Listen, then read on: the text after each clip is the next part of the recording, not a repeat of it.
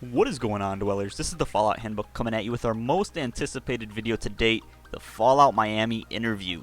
Now, before we get started, I just want to remind you that the Fallout 76 beta comes out in just a month. If you want your chance to get access, please click the link down below in the description to get your copy today. But just a quick disclaimer here, there were some audio issues, a few mistakes were made, but it does get better as the video progresses. This is my first time doing something like this, so please just bear with me here. But without further ado, here's the Fallout Miami interview. Enjoy. Ladies and gentlemen, today we've got none other than the creators of Fallout Miami. Thank you all for coming out. Before we get started, if you could all just introduce yourselves, tell us your name and your job on the mod, stuff like that, that'd be great. Hey, thanks for having us. I'm Kay Constantine. I'm one of the project leads on Fallout Miami, and I'm also the lead writer. I'm Star Cornet, level design lead for Fallout Miami. Yeah, I'm Systolica, lead programmer of Fallout Miami. I'm Sarah, concept art lead on Fallout Miami, and also an artist as well. Yeah, hello, I'm Sergey. I'm the audio development director. Thank you for having us. And I'm Alex, otherwise known as Truly Britzy, and I make the character arts and content, so yeah. Great. Thank you all for coming out. That's awesome. Now, just before we get started, I'd like to say that I'm very much aware, you've answered some of these questions in the past. You've got your Reddit FAQ, you post your updates on your blog. You've been very transparent with the community. We're very appreciative of that. But with that being said, I'd like to ask you some of these questions again, just for the sake of, consolidating the information all into one place, if you don't mind. So I hope that's not a problem. Well, with that being said, I'm going to start with a very broad question. This is sort of for the people who have been living under a rock for the last couple of months, and that is, what exactly is Fallout Miami? So Fallout Miami is an upcoming DLC-sized mod for Fallout 4. It's a new adventure for the Soul Survivors. The story is about the conflict between order and freedom, so it's kind of similar setup as New Vegas, so kind of like a faction war. Wow, that's awesome. Does anyone else want to add to that? I think that's pretty good. Okay. Let's see what else we've got. So, I'm not sure if you guys are familiar with the recent documentary by NoClip regarding the production of Fallout 76. But when interviewing the developers, a common response was saying how, when creating a game, the absolute first thing you do is decide on the setting. So with that being said, how and why did you guys decide on Miami for the setting of this mod? The answer to that question is actually really, really fitting for Miami itself. It was, so the project started with a modder that goes by in the name of Nika999. You'd know him from the Shards of Oblivion and the Better series for Fallout 4. Mm-hmm. So he started working on a new world space mod that wasn't really intended to become something this big. And he set it in Miami because he just wanted something fun and something different. So something that's a little more colorful and vibrant and that provides like a decent contrast to what you see in Fallout 4. And over time, that sort of grew and expanded into what we have now, which is at the scale of an official DLC. Great. Yeah. All right. So one of the first things that we learned about Fallout 76 was that it was 4 times the size of Fallout 4. And this was huge news to everybody. I mean, Fallout 4 was pretty big. To be 4 times the size of it, that's insane. That's remarkable. And it really got the hype going. So, relative to Fallout 4, how large do you plan on making Fallout Miami? I do know the answer. So around the same size as Far Harbor would be. It may be just a little bit bigger, but that's the general size that we are at right now. All right. Perfect. That's, oh, I'm sorry. Did you want to say something? Yeah, I was going to add that maybe in other departments we're going to have more content than in Far Harbor, let's say, like in music or in art, so on. So you can expect something new and awesome. Yeah, as far as sort of the amount of content, you can expect it to be somewhere between a DLC like Far Harbor and a Fallout game. Obviously, we can't shoot for that kind of scale with the hobbyist team, but we're definitely trying to make it feel like a very large, meaty chunk of content. Also, if you have to think about it, it's better to have a smaller place which is filled with a lot of quests and activities than to have just a huge empty map. Oh no, yeah, absolutely. I think we saw a lot of that with sort of Fallout 3 and Fallout New Vegas. It was kind of just empty, in my opinion. But yeah, I'm really looking forward to that. I've been hearing you guys have like original music, original structures, stuff like that, and that's really exciting. You know, it's really nice to see all that work put into it. And we're gonna segue into the next question here, which really ties into that. Those questions kind of cover the structure of the game. So everybody's kind of curious as to what the plot is going to be. So how will this mod tie in with the main story of Fallout 4, if at all? Okay, so as we said earlier, the Fallout Miami is a new adventure for the sole survivor. So you will definitely be taking your existing character at whatever point in the story of Fallout 4 you want to take your character down to Miami. It doesn't directly tie into the story of Fallout 4 itself. It's definitely a new adventure, and it doesn't relate too strongly to what you have in Boston. Okay, great. That's incredible. Yeah, I never expected it to be the sole survivor kind of like going on another adventure. That kind of makes me want to ask, how will we get to Miami? As everything in Fallout, it starts with a radio signal and a job offer. Yeah, no, absolutely. Yeah, hopefully we can see some nice rewards, some nice loot. So I still have a ton of questions for you guys, but I do have some fan submissions from my Instagram, if you guys don't mind that. These are kind of more specific and objective questions, so it should be pretty easy to answer. It's alright, go ahead with it. Sure. Alright, so coming from Julian Frickin, he asks, why did you want to create this mod? Well, one of the major reasons we wanted to create this mod is because we really love Fallout, and there's a lot to it. So we wanted to explore certain things, and we wanted to create something that's, like I said previously, more colorful, more fun, a little bit different, but very familiar at the same time. Yeah, and there's a lot of people who have skills within the creation kit and other things like that you just don't know what to do anymore. So we figured, why not just put it all into one big thing? Mm-hmm. It's also because the most people have some criticism for Fallout 4, and it is easier to say, let's create a new world space with new characters and new quests, and fix these things people don't like or we are not like from the vanilla game. Also, I think Fallout is such a big thing in the post-apocalyptic fandom in the among the people who like post-apo. Fallout is one of the biggest topics, biggest games, the most well known. So it's good for all of us that we can create something in this setting. We all want to be part of this. The one thing about Fallout setting is it's really perfect for experimentation, especially when it comes to character design and such, because you have this set alternate time in the 1950s where things can be retro-futuristic, but also very in our own past of the style of the 1950s and so on. And like they said in the No-Clip documentary, you can do anything within Fallout. It's a perfect setting to implement new things. Absolutely. And also Fallout has this awesome sarcastic things in the lore and in the game, but is still owning serious topics like slavery and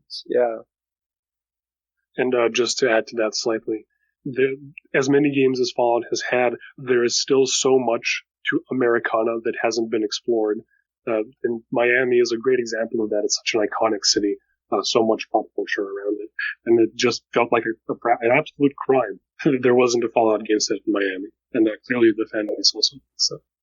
Great, yeah, it's crazy because my next two questions actually tie in a lot with what all of you just said. That's great to hear, though. It's nice to see that you guys are just as big of fans of the game and the series as we are. The community. So that's always very refreshing.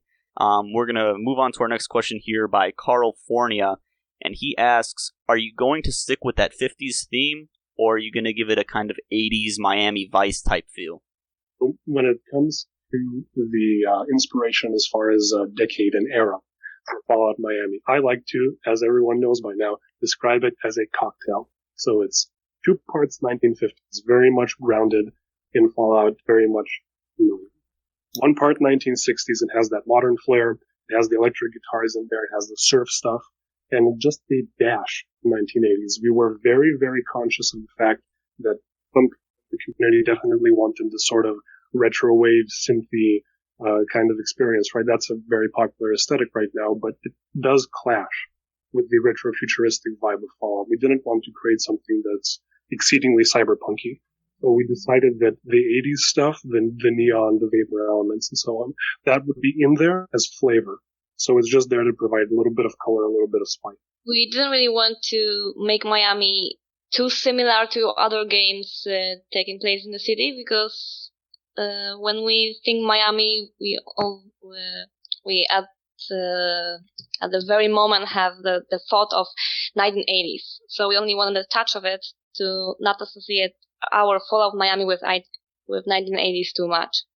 Yeah, so just to elaborate on what Konstantin and Spyro said, we do have an opportunity to do a lot of new things compared to, let's say, Fallout 4, because Miami offers us so many,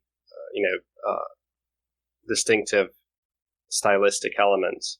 Like, let's say, for example, we've been asked quite a bit about synthwave music. Are we going to do a synthwave soundtrack?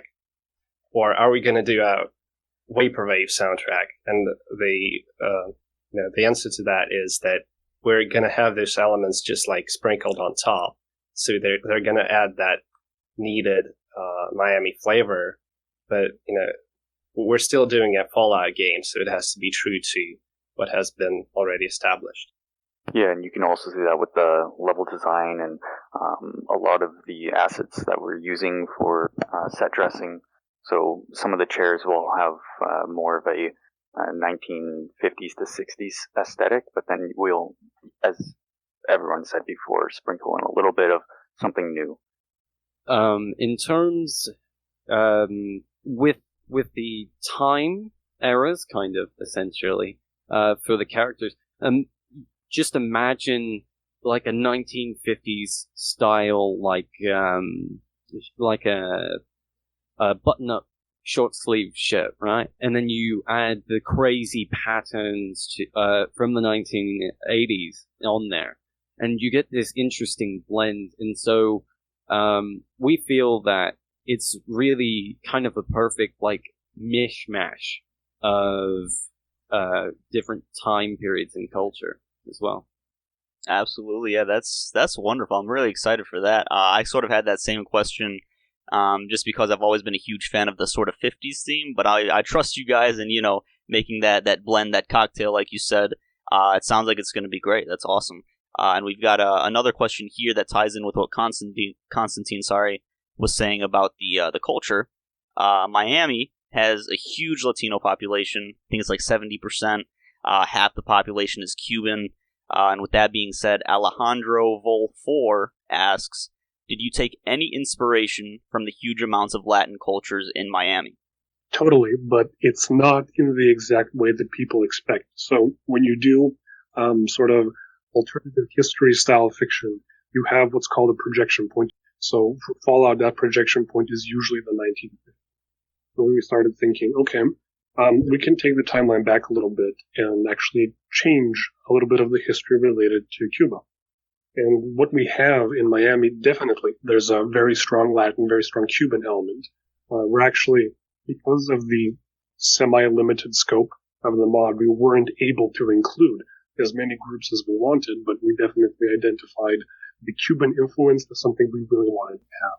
But it's sort of an older, more classical kind of Cuban aristocracy, almost, sort of influence there. We have a faction that is entirely Cuban, the Cubanos. And that name, as simple as it is, actually behind it hides a slightly more nuanced history. At the face of it, they might seem like a sort of generic mobster. We've shown some concept art for them in the past. But it does actually relate to the alternative history that we've built up, and they're not just mobsters, they're actually direct descendants of a sort of thriving Cuban business community within Miami. And just so happened in the lore that when the bombs fell, it was this small underground criminal element that was the most prepared for it, because they had the ruthlessness to survive in this sort of post-apocalypse. And what they did was they became kind of shepherds, the Cuban-American community within Miami. There's a lot more to it, and it's actually a really interesting, nuanced thing, because like I said, on the surface, it seems like it's this, it's a Fallout-style mobster faction, but when you start digging into it, when you start talking to the characters, you find out, well, wait, there's actually a richer, more interesting history. So yeah, Latin element, very big. Along with some in-game art that features Latin culture, like brands, posters, music, or some events taking place in Miami pre-war. So the players will be able to see the bits of the culture that have influence on Miami. Great. Awesome. Yeah, I'm really looking forward to that. It's kind of all been sort of, I guess, American, is what we've seen a lot. You know, we've seen the Wild West and stuff like that in New Vegas. But yeah, it's going to be nice to see those sort of Latin influences. That's going to be really nice. We're going to go to our last question from Instagram. This comes from Elliot Construct, who asks, with the XO1 power armor suit at the end of the trailer, can we expect a grand return of the Enclave? We have already answered that by our last update. Yes, the Enclave are back, kind of. And yes, we've made the Enclave a joinable faction, and not only that, they're one of the factions that takes part in the main. So the Enclave is back. They're making their return. That's awesome. Personally, I've always thought they were kind of evil, but I hope you guys can maybe change my mind. Or not. We'll have to see. Did any of you want to elaborate? We are definitely going to try to change your mind. Yeah, but you also have to think about, if you played Fallout 1 and 2, you see that they aren't 100% evil. It's more like they have a unique way to clear things out, which could be considered as evil, but everyone in the wasteland isn't 100% evil and 100% good. I mean, if you look at the vanilla game of Fallout 4, I personally would consider the Brotherhood of Steel as evil, because for me, I would say Sins are humans. For someone else who says Sins aren't humans, and they say the Brotherhood of Steel is good. So, yeah, it's not 100% clear. Now, in regards to the Enclave and in previous Fallout games, things have been kind of black and white, right? Not purely, but it has felt like that. And we want to make the Enclave more of a dark gray rather than a black. Yeah, that's absolutely understandable. I really know what you mean with the, it's kind of very subjective, you know, who's good and who's evil. I'm a big fan of the Brotherhood, but I can definitely see how people could think they're evil, you know, or just bad at least. Did you want to elaborate on that, Sistoliker? Yeah, like you said, it's really subjective, and like I said, for me personally, the Brotherhood of Steel is evil, but that's just my opinion. Well, it's very easily enforceable that with how Bethesda have written the Brotherhood of Steel within Fallout 4, they seem far more on the evil side, as they have a genocidal stance against synths and stuff. So we're gonna try and add a different perspective for the Enclave, and try and change your views that you've had of them in the past, essentially.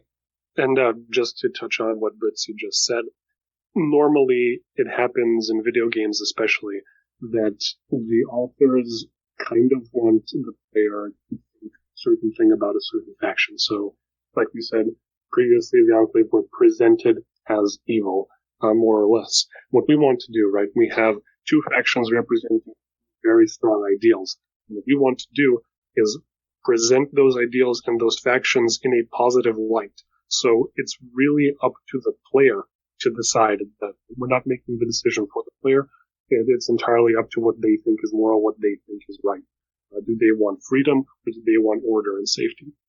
You also have to think about that faction is a group of more than one people, and if you have a lot of people, you mostly have different personalities in these groups, and some of them are more extreme and evil, and the other ones are like more soft and have maybe a good idea but the wrong way to accomplish these ideals. Yeah, we Yes. actually talked about. Hopefully those will be visible because we have multiple characters to design that have different approaches to how Enclave works. Yeah, exactly. We actually talked about the Enclave companion in the recent monthly update, and a key aspect of his personality is that he sometimes disagrees with the methods that the Enclave employ. Just to add to that, I want to give a compliment to Constantine and the writing team, because I was really surprised when I heard the story of the Enclave from Constantine a couple of months ago, maybe half a year ago. Fallout Miami definitely has an interesting take on the Enclave. Thanks, man. It's appreciated. Yeah, sounds like you guys did an excellent job with that. Did you want to elaborate? I'm sorry. It's still the Enclave, so you know kind of what the Enclave is, but that's just basically what it is. Maybe a little bit of a tease. It's an evolution of the Enclave as it's all in Fallout 3, where it is farther along the timeline, and with that, the Enclave needs to evolve if they want to survive. Yeah, you also have to compare, for example, the Brotherhood of Fallout 1, 2, 3, and 4, and then you see a lot of differences. Like in Fallout 3, you would clearly say, the Brotherhood are the good guys. And in Fallout 4, you would clearly say, they are mostly the bad guys. So it's normal for factions, like I said, with the groups of people, and then they are so far away from the other states that they will have some different views on some points and some different ways to accomplish their missions and stuff like that. Yeah, for sure. Yeah, it's always really nice to see everybody's different take on different factions. We're always going to have that. That's one of the great things about the Fallout series, in my opinion, is, how can you interpret what's being done by who? And I really like that. But we're going to move on from the Instagram questions for now. We were talking about that. I believe it's actually XO2 power armor. We're going to move on from that and mention the arcade power armor set that we saw in the trailer. I want to know who the mastermind is behind that and how can we gain access to it. I really wish I could take credit for that. You do, but you can't. Credit for that falls solely on the project lead. It's sort of an obvious reference or homage to Kung Fury with the arcade machine there. It's we'd call it a very big sprinkle of the 1980s. Oh, okay, yeah. Yeah, no, that looks just awesome. It almost kind of reminds me of Yes Man a little bit, But I can't wait to get me a set of that. That sounds just so fun. But we're going to go from armor to weapons. So with the release of Fallout 4, we saw a huge expansion into the world of weapon modification. It kind of became like a staple of the game, and it's seen as one of the biggest things that Bethesda kind of got right. So what kind of unique weapons can we expect from Fallout Miami? Okay, so as far as weapons are concerned, some people might be slightly disappointed since we're not going extremely heavily into the modification direction. We feel that weapons that are a little more definitive tend to have like a stronger identity. All of our weapons will have modifications, absolutely, but it wouldn't be a case where you can craft a sniper rifle from an Uzi. Mm-hmm. As far as the unique weapons are concerned, we're going to have a selection of uniques. So people who are familiar with that mod in the past know what that means, right? The unique weapons will have unique models, unique identities, unique locations, and even a little bit of lore. Sure, great. Does anyone want to elaborate on that at all? Yeah, you can say the inspiration from there comes from Fallout New Vegas, I would say, because, for example, if you remember the 9mm pistol, you can also get the Maria one. I don't know the English name, but sorry, I played the game in German. From a guy who shoot you. Yeah, Benny. Yeah, Benny, right. And that is the core idea, to give these weapons a story. Like a little bit of personality for every single, unique ones. New Vegas had a lot of that, and you see a lot of mods for Skyrim and other things that, as what Constantine was saying, the uniques, I think, there's one for Skyrim as well that was very unique. Yeah, I think the classic 10mm pistol of the Creation Club does that as well, that you get it from Tunnel, Snake, Ghoul, whatever. Yeah, I mean, this whole topic is actually just, it touches on the design philosophy of constants versus variance. So that's a much wider topic on its own, but I'd say we're leaning more towards the constants side, right? Everything has a stronger, deeper identity, but the pool of customization isn't as wide as something you would see in the Fallout. I would say we can say in general, with Fallout 4 we have a great basic game with a great basic gameplay, and the story aspect of the game, of the basic vanilla game, was kind of disappointing in the way that the main story was okay. The side quests there were 1, 2, 3 that were good, but the only highlights of the vanilla game for me personally were the companions. I love Nick Valentine and McCready and so on, but we have this foundation of the gameplay from Fallout, and now we have in Miami more like a story and character focus in general. Sure. The good thing that I can say about Fallout 4 is it's a much more fun game. In terms of how the gameplay flows within it, compared to, say, Fallout New Vegas. Yeah, like I said, it's much more fluid. We're enabled to do a lot more and achieve a much nicer result than using like Fallout New Vegas's old used engine that was used in Fallout 3, and then so on and so forth. So we're able to add new things a lot easier, depending on who you ask anyway, than the other games. And I feel that we'll be able to accomplish things that some of you weren't really expecting. Yeah, we're definitely trying to take the best from every Fallout game and use that as inspiration. And hope it works. Yeah. Together. Sure. Well, remember, in the words of Todd Howard, it just works. There you go. Yeah. There it is. From the man himself. But remember on his words from E3 2018, sometimes the things just doesn't work. Yeah, you gotta remember that as well. Unfortunately, he did take those words back. But we were always excited to talk about weapons and armor. Those are always great subjects. They're huge parts of the game. But with the story in mind, one of the most important aspects are factions. We already talked about the Enclave. We mentioned the Cubanos. Can we expect to see some new factions or the return of old ones? Yeah, return of old ones. Sorry, the Enclave is a returning faction, and all others are new factions. Yeah, I was going to say that most of the factions in Fallout Miami are new, and they vary in size, ideology, how they interact with other factions. They all represent a certain aspect of the main core thematic struggle as well. We definitely wanted Miami to be a very sort of coherent experience, right, where the central narrative thread runs through absolutely everything.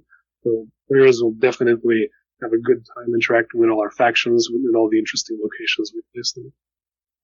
Also, another thing is to create with the factions a motivation to maybe play them 2 times, so the people just doesn't uninstall it after they finished it the first time. And just to alleviate some people's fears that they might have, because everything I'm sounding is all everything I'm saying sounds a little bit high-minded and not so much fun. We're definitely going to have goofy and fun stuff in there. One of our minor factions is a tribe of hunter-surfer-gatherers. Yes, that is a style of Fallout Miami. It's a very special, very distinguishing thing that style Miami has. So we really wanted to have factions that reflect that style, and that was the opportunity to do something new, like new tribes, new bandits, someone who made their lives after the apocalypse with what they had, not what we already know from the other parts of the US. Also, we keep kinda a bit the main tone of Fallout 4, because if you think about Fallout New Vegas, it was more like political factions. You have the NCR, which represents the state New Vegas. Then you have as a democratic state. Then we have the Legion, which has the Kaiser, and Fallout 4 has more these factions with their own ideals, like the Minutemen want to protect everyone, the Railroad want to save the Sins because they think they are humans, the Brotherhood of Steel will want to destroy all Sins because they say they are dangerous and stuff like that. And in Miami we keep this tone that the factions have certain ideals and want to achieve them. Yeah, definitely. The core struggle in Fallout Miami is certainly ideological in nature, but there's also, especially in the side content, there is a lot of geopolitics. Our biggest zone in the mod actually is very political. That's awesome. I'm really looking forward to see your spin on the Enclave, because I've just been very, very dead set on disliking them. I really hope you can change my mind. But it really sounds to me like Miami is just such an important part of this. Like, the setting is so important, and that kind of brings me to the fact that aside from its beautiful beaches, its gorgeous scenery, it's also known for its sweltering heat. Will the weather have any effect on our character, and will this change for survival mode? We've definitely thought a lot about that, and we actually have a few unique weather types in the mod already.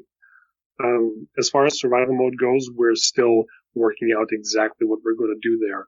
But outside of the gameplay aspect, the weather has definitely influenced the way we design outfits. You can definitely ask Fritzy about that.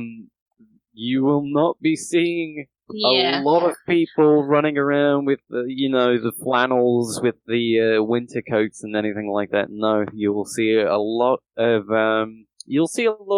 swimwear, a lot of shorts with sandals and stuff. People want to actually be comfortable. Yes, especially, even the leaders of the factions, we have people who are really respected and have to be seen like the violent people, the dangerous ones who still wear shirts because it's too hot in Miami to wear full leather armor. So yeah, well, unless you're a nuclear patriot, that is. Yeah, unless you're a nuclear patriot. But they put their looks over their comfort. Within the level design, you'll find a lot more buildings more decayed from rot. So you'll have kind of more flooded areas, as well as a lot of overgrowth within the buildings itself. A lot more mold, and the lighting and everything is just a lot warmer compared to Boston's weather. And there's more plants, like palm trees and plants inside the buildings. Yeah, Miami is definitely a lot more lush than the Commonwealth.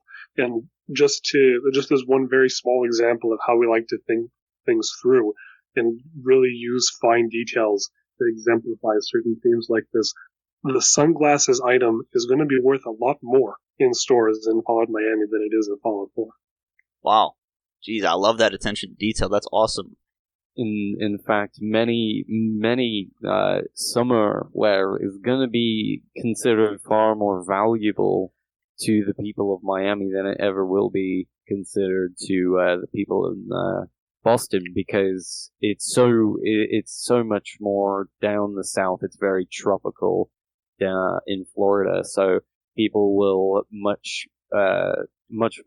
be much more willing to fork over some caps for more comfortable clothing.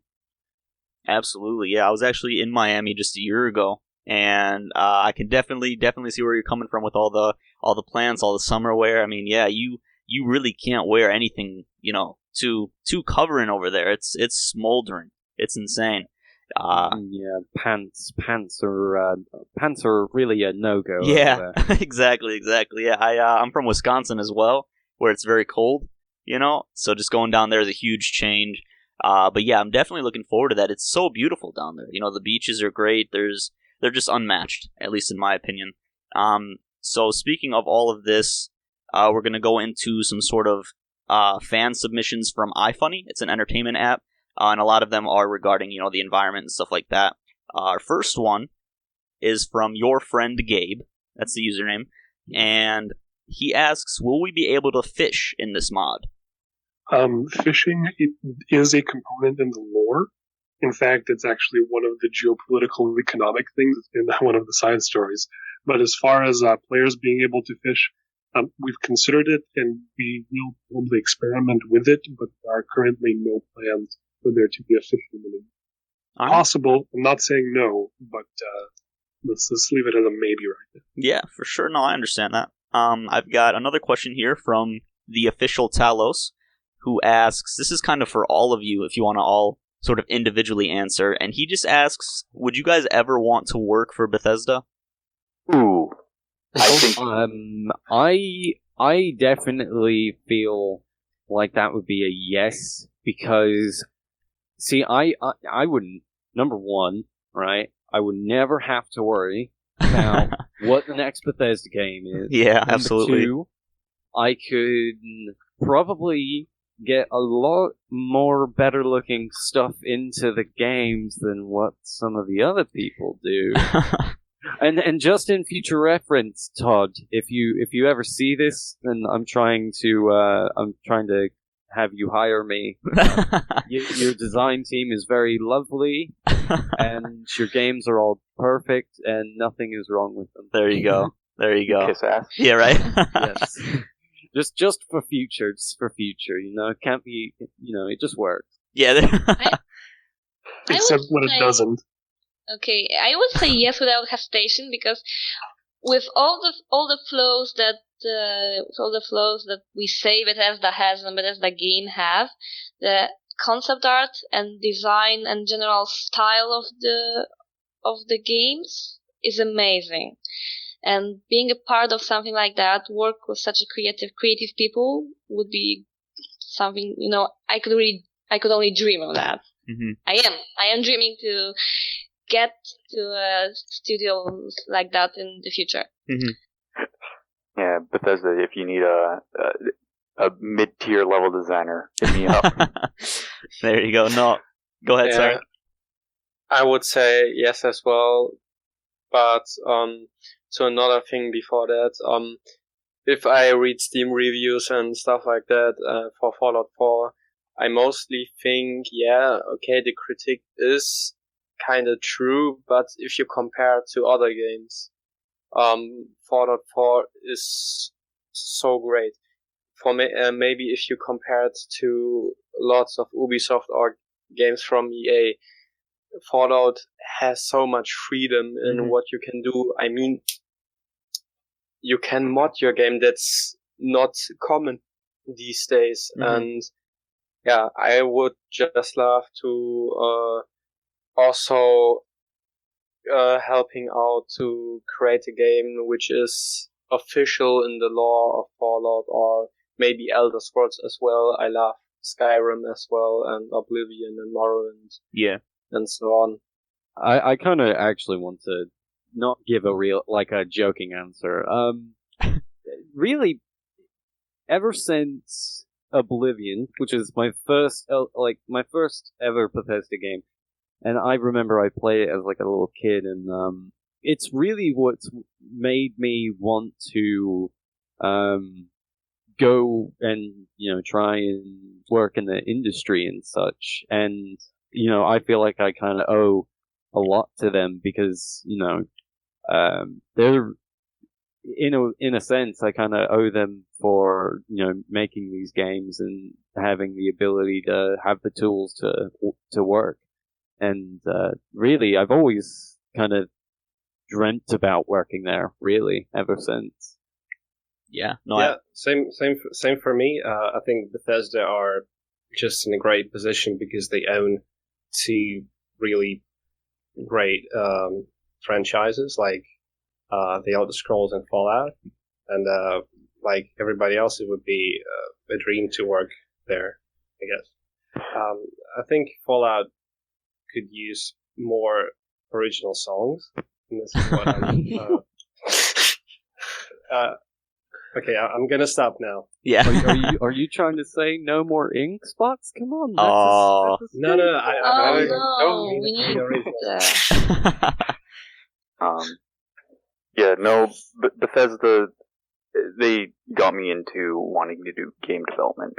I mean, after spending 7 years in their engines or development engines, you get attached to their kind of games and what you can think about next. Like, what's the next thing that they're going to do that you can modify, that you can change, and that's been a really big thing of what I've been doing, and I think a lot of other level designers and other things like that. It's just, the ability to do it if you want.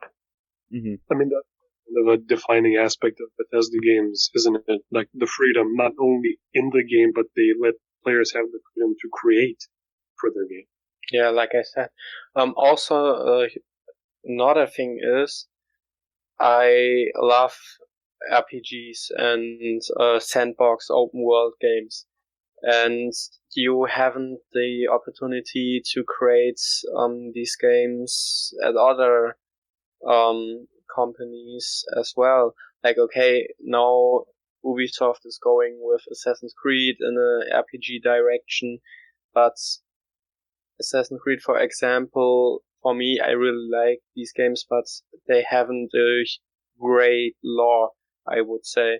Or then you have in Europe CD Projekt, which would be also great to work on it, but for me, Witcher isn't.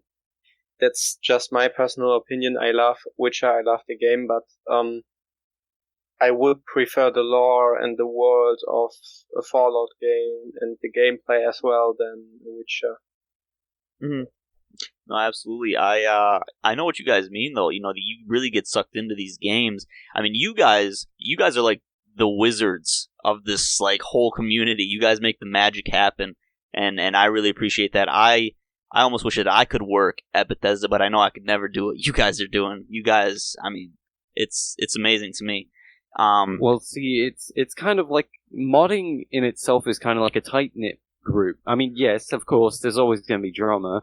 But it brings people together, and then people help out each other. So people will help out with writing or creating assets, textures, and stuff like that. It's a very tight knit kind of like thing, and I can only imagine what it must be like over at Bethesda because some of those people have worked there for decades. Yeah, no, for sure. Yeah, and I'm telling you something here. If you ever do want to get to Bethesda, this would be a very nice thing to put on your resume. Just Fallout Miami. That's all you have to put. Oh yeah. Just send it in, and boom, you're hired. You're good. Yeah, it'll be playable. Yeah, exactly. There you go. I'm sure that people at Bethesda will try this mod. Like you've got to think about that. That must be crazy. Maybe Behind said it's cool. Really. If you go to our Twitter page, there's a short clip where he was interviewed during Gamescom, and one of the German interviewers asked him what he thinks about Fallout Miami, and his response is beautiful. It just puts a smile on my face. Wow. It's cool. That's awesome. That's crazy. Jeez. So funny. The thing is, Bethesda really does kind of endorse the modders, what we do essentially. And I'm sure that, potentially we have the ability to get a potential spot in there, Mm-hmm. Yeah, for sure. But with games this big, and games in these brand new settings and stuff like that, there's got to be some new creatures, So I've got a question here from People Getting Murked, great username, and he asks if there will be any ocean-based enemies. I wish. Yeah, so the thing at the moment, to be honest, is we have concept art and we have great ideas, but we have no 3D artist who thinks that he has the time and the skill to do that. So if there are anyone who thinks he can do it, just apply to us. Yeah, there are ideas, there is concept art, there are more ideas, but we really need creature artists who can mod them in 3D, because we can't do everything by using the skeletons we already have. As well as anybody who works with 3D characters, because I'm kind of the sole person at the moment who can work on the clothing and stuff. And if you have any skill, in any field, feel free to apply. And if we like what you show us, we bring you in. The main shout out is, if you want sea creatures, come help us do them. Yeah. Make them. Create them by yourself. There you go. So to my viewers, you heard that. If you have any of these sort of game developing skills, stuff like that, you can apply. You can be part of the team. That'd be awesome. I would love to see you guys sort of join forces here. And speaking of sort of creating these creatures and stuff, I've got Psychomaniac, great name again, asking if you guys created structures for Miami, or if you just sort of, transfer them from the Fallout game. Stuff like trees, buses, the environment. Yeah. So that's that I can answer that. Even like we said, we have ponds, for example, and so far I know there aren't ones in the vanilla game. So of course we have custom structures. Yeah, all the hotels that you'll see in Miami that are from the 1950s to 1960s will be made, custom assets, and it's all there. Wow, a lot of the footage, such as our trailer that we posted out, a lot of the scenery that you have, especially structures and such, we have created those ourselves. Of course, we're gonna reuse assets, but we are also bringing a lot of new things to the table as well. Yeah. Yes. We create new things because we partially recreate the real life 1950s Miami. Yeah, you also have to imagine. I mean, look at Beyond Skyrim. It would be like they create a Cyrodiil with all the houses and structures from Skyrim. That would be kind of weird. So it is not only called Miami, it should feel like Miami. Mm-hmm. That's the reason we have, of course, created custom assets for that. Great. Yeah, the style of the buildings in Florida is different than in the middle parts of US or on both coasts, so we had to create new buildings to fit the style of the setting. Oh no, for sure. Yeah, I'm really looking forward to seeing those. That's nice. It's going to be nice seeing like the setting actually live up to what it's really like.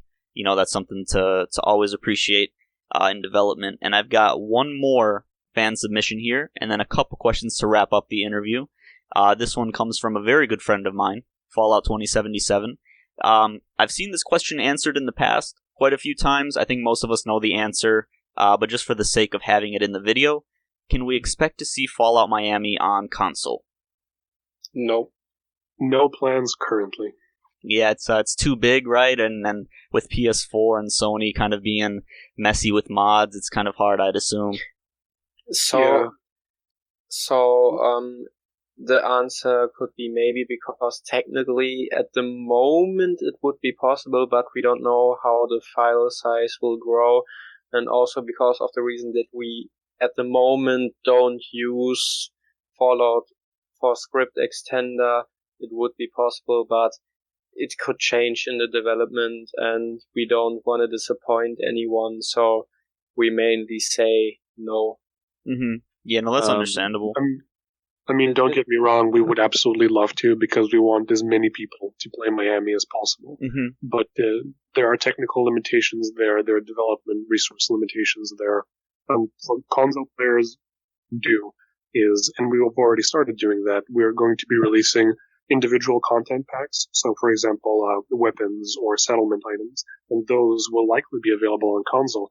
I think that the Fire Axe, which is a weapon we've already released on the Nexus, is also available on Xbox right Mm-hmm. And the mask for the new Nuclear Patriots is coming to Xbox as well. Right now, it's currently available on PC, so that will be coming shortly. And a lot of outfits and stuff from some of the factions and stuff will make its way. But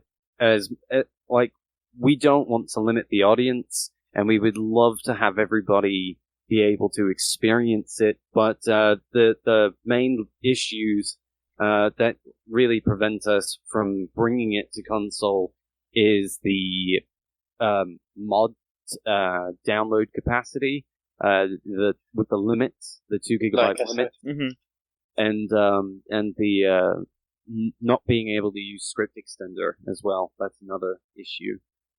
Yeah, but like I said, at the moment we don't use it, and it seems like at the moment that we don't need it as well. So that isn't the main problem.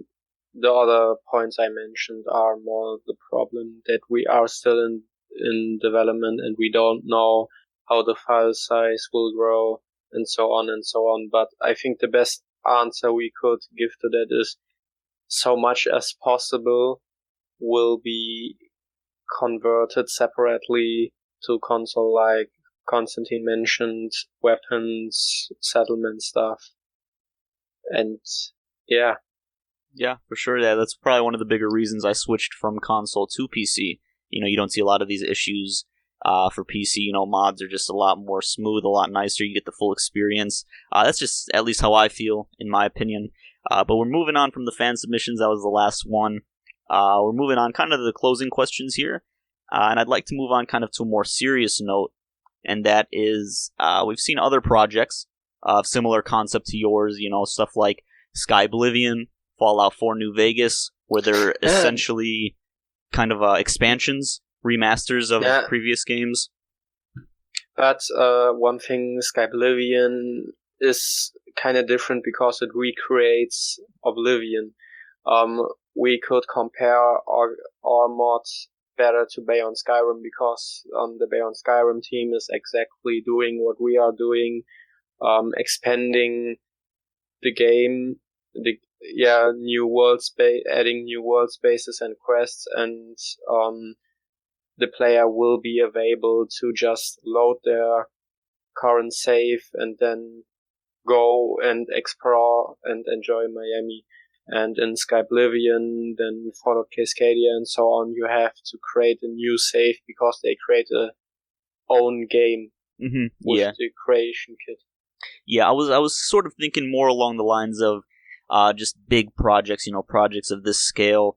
Okay. Yeah. But yeah, what I was getting to is that they've been shut down in some instances for copyright issues, like the Capital Wasteland project, for example, is a Fallout 3 remaster, essentially. Yeah, but that's the thing I said, because they try to recreate something, but we don't recreate something, we create something completely new, so we will not run into these issues. Yeah, so Miami is completely new content, so there would be nothing for the copyright claim or anything that could be copyrighted in our mod.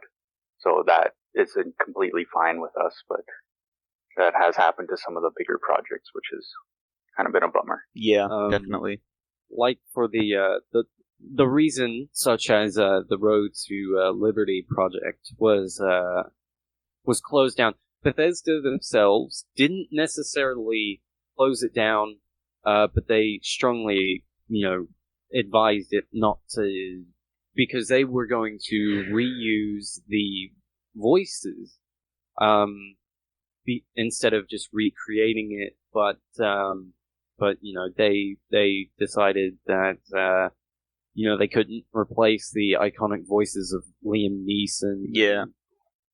So, but the thing is we won't have any form of legal issues, as we're just completely doing everything from scratch and just doing a totally new thing. That's great. That's great news. And I think probably the biggest thing that you can attribute to that is Pete Hines calling it cool. He's in favor of it. He loves it. So you're good. I think you're set for that. Yeah. That's always pretty cool. That's the biggest sign of approval. There you go. It's cool. Yeah. Fallout Miami is certified cool. There you go. Yes. Certified by Pete Hines himself. Official. He's got he's got the Vault Boy Dab seal of approval. Yeah. There you go. I've got to put a picture in, like right here, edited in here. But with all great things, they tend to run their course, over time. I'm sure everybody's gonna love Miami. I think everybody's gonna play it, and I really think it's gonna go down almost in Fallout history. But once it's sort of run its course, what plans does your team have for another project? I would say that's too far in the future at the moment, but I personally would say I hope after we finished Miami that we stay together as a team and maybe then create something new or expand Miami. However, maybe then we create a mod for Starfield. I don't know. Ooh, there you go. Yeah. See, time is kind of a difficult thing to predict with, but hopefully, as time progresses, we will get a lot done, and hopefully, we'll all still be around and stick together and work on even more ambitious stuff as we gain more experience just working on a project such as this. Apart from trying to build one hell of a mod, we're also at the same time building relationships. Mm-hmm. And we hope to take these forward in the future as well. But for now, we're focusing on Miami, and what the future brings, well, that's a problem for the future team. For sure, absolutely. And kind of hitting on what you guys were just saying, our final question here today, unfortunately, since our time's coming to an end, is the biggest question that's on everybody's mind. And I want you to answer this. Yeah, I want you to answer to the best of your ability, And that is, when can we expect to play Fallout Miami? When it's done. When it's done. Great. Any more detail than that? Yeah. So we're I would just gonna say stick to the cyberpunk approach. We'll Alright. just stick to that. I would explain why it is how it is. It's like, it's a mod. And if we say, okay, we have, I don't know, 2018, 2019, whatever as a release date, and something goes wrong, or some people in the team have real life issues, our whole plan needs to shadow, and maybe then some fans are disappointed, and we don't want to disappoint other people, and that is the reason the best thing we can do is to say, yeah, we don't give a release date. Oh no, that's Once we're able to commit to a more specific release window, then when it's done, we'll make sure to let everyone know. The reality of it is that we're all hobbyists. We're doing this in our spare time, and real life happens. Once we know more about when it's going to be done, we'll let the community. Absolutely. No, that's totally understandable. And to be entirely honest, with Fallout 76 just around the corner. I think it's nice for that game to kind of run its course, and then we can be introduced to this sort of almost DLC Fallout Miami. That's going to be great. If there's anything else you guys want to share before we end the interview, that'd be great. Like, favorite, and subscribe. Yeah, there you go. Yeah, and follow him on Facebook, Twitter, Discord, whatever, everything. Thanks, guys. Yeah, there you go. You heard it from the team themselves. They want you to like and subscribe, so you got to do it. You got to do it. Thank you guys so much for coming. I really appreciate your time. It was great to have all of you here at once. We finally got it to work out. Yeah, thank you so much. I'm really looking forward to Fallout Miami. It's definitely on my list here. Yeah, Thanks for Thank you. Absolutely. Thank you for having us. Yeah, for sure. Thanks. You guys have a nice day. Thanks. And that is the end of the interview. Ladies and gentlemen, thank you so much for watching. If you enjoyed this video, you'll likely enjoy my other ones, so please leave a like and subscribe. And just a reminder, if you want your chance to get access to the Fallout 76 beta, please click the link down below to get your copy today.